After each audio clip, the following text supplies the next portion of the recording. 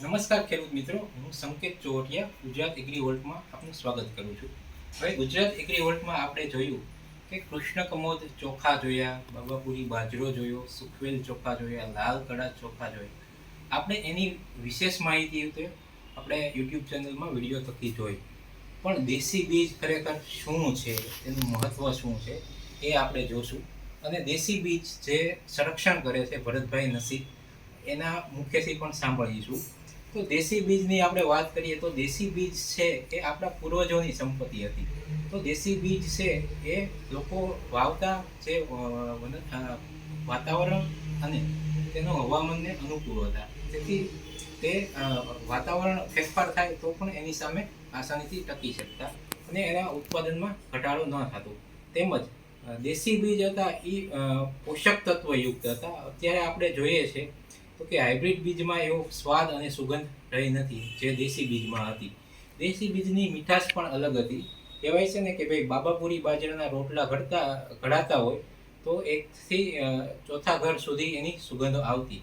તો આજ આપણે આવી ગયા છીએ ભરતભાઈ નાસિક ના ઘરે, ગામ ટીટોડી, તાલુકો કેશોદ, જિલ્લો જુનાગઢ, કે જેઓ 20 વર્ષથી વધુથી દેશી બીજ બેંક ચલાવે છે.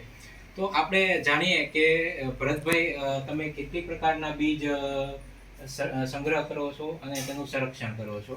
સંકેતભાઈ, મારી પાસે લગભગ 350 થી વધુ જાતોમાં બીજમાં કામ કર્યો છું, બીજ બેંક ચલાવી રહ્યો છું. શરૂઆતમાં તો મારી પાસે લગભગ 100 ઉપર જાતનું કલેક્શન હતું. તો બહારના રાજ્યોમાંથી મેં બધું કલેક્શન કરેલું છે. પ્લસ અમારા વિસ્તારમાં, સૌરાષ્ટ્ર વિસ્તારમાંથી કે જે પછાત વિસ્તારની અંદર, ગામડાની અંદર હું જાઉં છું, ખેડૂતો પાસે મળું છું, મારા બીજના પેકેટો બધાને આપતો હોઉં છું અને પૂછતો હોઉં કે ભાઈ આપણું દેશી બીજ તો ભાઈ અત્યારે ક્યાંય બચ્યું નથી, તમારી પાસે છે અમને આપો. અને એ બદલામાં એ લોકો પાસે કોઈ એક બે જાત મને મળે છે ગામડાની અંદર, ખાસ તો અમારા વિસ્તારમાં કે જે પછાત વિસ્તાર જે આપણે ગણીએ છીએ ને, અમુક જાતો હજી જોવા મળે છે. વાવેતર થાય, ઘર ઘરા વાવેતર થાય છે.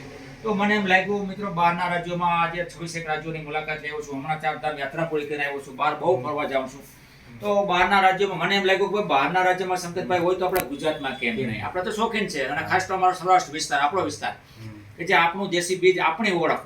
આજે મિત્રો એક સ્વાદ આપણો હતો, આજે સ્વાદ ભૂલાઈ ગયો છે હાઇબ્રિડ જાતો અથવા જીવમ જાતોને કારણે. તો આજે ઘણા લોકો, આજે અસંખ્ય મને મિત્રોનો ફોન આવે છે કે ભાઈ તમારો દેશી બીજનું તમે જાણી કર્યો, તમને શુભેચ્છા, અભિનંદન. તો મિત્રો, મારી પાસે લગભગ 350 જાતોમાં કામ કર્યો છું અને મને રાજ્ય લેવલના અનેક એવોર્ડ, સન્માન, પ્રમાણપત્રો પણ મળી ચૂક્યા છે. અને રાષ્ટ્રપતિ મહેમાન તરીકે પણ મિત્રો મને બોલાવે છે. આજે ત્યારે મને ગર્વ થાય છે કે આજે આપણે ખેડૂતના દીકરાને જો રાષ્ટ્રપતિ બોલાવતા હોય, દેશી બીજના સંરક્ષણનું કામ કરતો હોય, ત્યારે પણ આનો આનંદ થાય છે. અને મારા વાઇફ સાથે અમે પતિ પત્ની કામ કરી રહ્યા છીએ. તો મિત્રો, મારે વધુ પરિચય એ તમને આપવાનો થાય કે જૂની જાતો આપણી બધી હતી આપણી ધરોહર હતી, એ આજે લુપ્ત થઈ ગઈ છે. લુપ્ત થવાનું કારણ એક જ છે કે આજે કોઈ પણ ખેડૂત પોતાનું બી પોતે જાતે તૈયાર નથી કરતા. સંકેતભાઈ, બજારની અંદર રેડીમેડ પેકેટો તૈયાર કંપનીવાળાના બીજ મળે છે, એટલે એ પેકેટો બધા વાવે અને એમાં કોઈ પણ જાતનો સ્વાદ, ટેસ્ટ, સુગંધ, સ્મેલ કે ન્યુટ્રિશન કાંઈ મળતું નથી.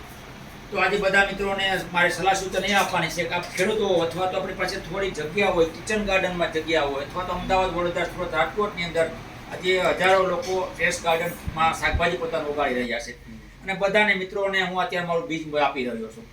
તો આજે જે ખેડૂત મિત્રો છે, હું તો એમ બધાને સલાહ આપું કે ભાઈ તમારે બજારનું શાકભાજી નથી ખરવું તો તમારે થોડી જગ્યામાં દેશી ખાતર આપી હું મારું તમને દેશી બીજ આપું અને ઓછે તમારા પરિવાર તંદુરસ્ત રહે. અને મિત્રો, આજે ખાસ એ મિત્રો સંદેશો આપવાનો છે સંકેતભાઈ કે અત્યારે આપણે બજારનું ટૂંકમાં શાકભાજી ઉપયોગ કરીને અત્યારે રોગનું પ્રમાણ, ડાયાબિટીસ, કેન્સર, હૃદય રોગ, ઘણા બધા રોગનું પ્રમાણ વધતું જાય, હજી વધવાનું છે.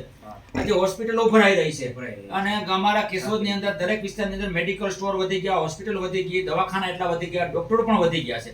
તો આપણે એમ થવું જોઈએ કે આપણે તો ભાઈ આપણે આગળ નીકળી ગયા છે, આપણે તો સુખ સંપત્તિ ભોગવા તરફ છે, આપણી પાસે સુખ સંપત્તિના સાધનો તમામ છે, એસી થી માંડીને ગાડીઓ, બંગલા બધું છે. તો આપણે બીમાર પડવા ન જોઈએ. તો મિત્રોને સલાહ આપું કે ભાઈ મિત્રો, દેશી તરફ તમે પાછા વળો.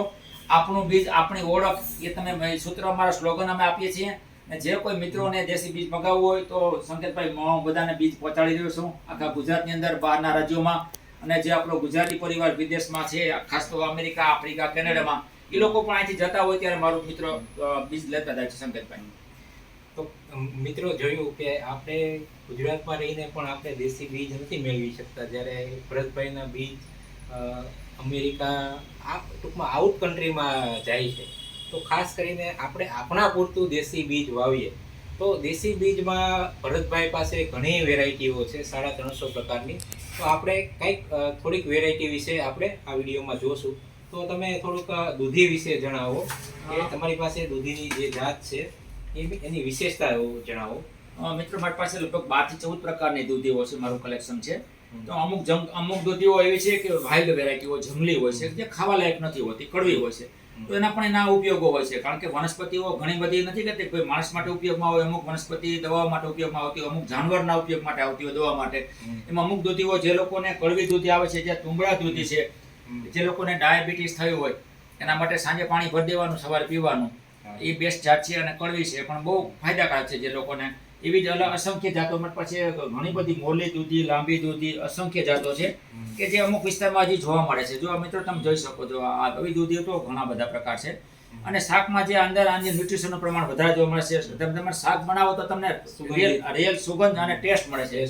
આની અંદર અત્યારે તો માર્કેટની અંદર હાઇબ્રિડ જાતો આવી ગઈ, જેને બોટલ દૂધીથી લોકો ફેમસ છે અને લોકો હોશે ખાઈ જાય છે, પણ એમાં કોઈ પણ જાતના સંકેતભાઈ ન્યુટ્રિયન્ટ્સ કે કોઈ પણ જાતના તત્વો અથવા સ્મેલ સુગંધ મળતી નથી.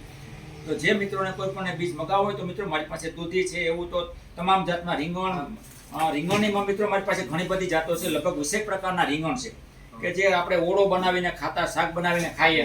એમાં ખાસ તો કિલોના, જો કે મારા આગલા ઘણા બધા મારા વિડીયો યુટ્યુબર મૂકે છે, અંદર કિલોથી 1.5 કિલોના મારા વિડીયો સાથે મૂકેલા છે કે જે ઓળાના શોખીન હોય એ મિત્રોને પણ અત્યારે હું મિત્રો રીંગણની જાતો અલગ અલગ આપી રહ્યો છું. આપણે જુદા જુદા શાકભાજી છે એમાં કેટલી જાતો છે એ અમને જણાવી દો. મિત્રો મારી પાસે દૂધીમાં લગભગ 12 થી 14 પ્રકાર છે. રીંગણમાં 20 જાતો છે. ટમેટામાં 3 પ્રકાર છે. પછી વાલોળમાં 7-8 પ્રકાર વાલોળ છે. 7-8 પ્રકારના ભીંડા છે.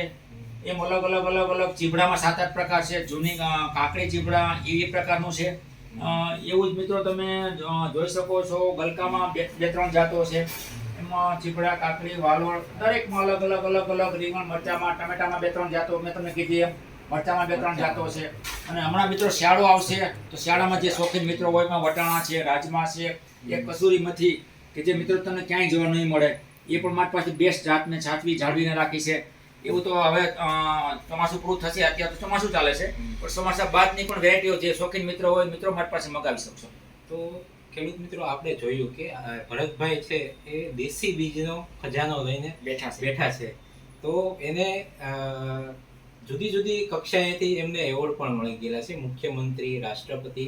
એ પણ આપણે જોઈ શકાય છે કે તેને આ કાર્ય બદલ પ્રશંસા પત્ર તેમજ સન્માન પત્ર તેમજ એને વિવિધ રાજ્યની મુલાકાતમાં પણ સન્માન પત્રો મળેલા છે, એ પણ આપણે જોઈ શકીએ છીએ.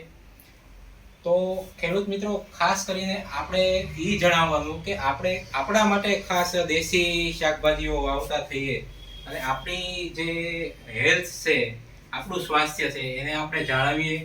તો ખાસ કરીને ભરતભાઈને આપણે બિરદાવીએ છીએ કે આવું સંરક્ષણનું કામ કરી રહ્યા છો. દેશી જાતની માહિતી આપી એના બદલ આપનો આભાર માનીએ છીએ. તેમજ ગુજરાત એગ્રીવોલ્ટ ચેનલ તરફથી પણ તમે સમય આપ્યો તો અમે તમને તમારો આભાર માનીએ છીએ. આભાર ભરતભાઈ, તમારો કિંમતી સમય આપવા બદલ. કારણ કે આ વસ્તુ છે એ એક દિવસમાં કે એક રાતમાં શક્ય નથી. આની પાછળ તમારી જે 17-18 કલાકની જે મહેનત છે એ અમને અહીંયા દેખાય છે. કારણ કે અહીંયા એટલા પ્રકારની જે વનસ્પતિઓના જે બીજ છે એના ઉપરથી દેખાય છે કે આ સારી મહેનત છે. તો આપનો આભાર સમય આપવા બદલ. Thank you. જય હિન્દ, જય ભારત.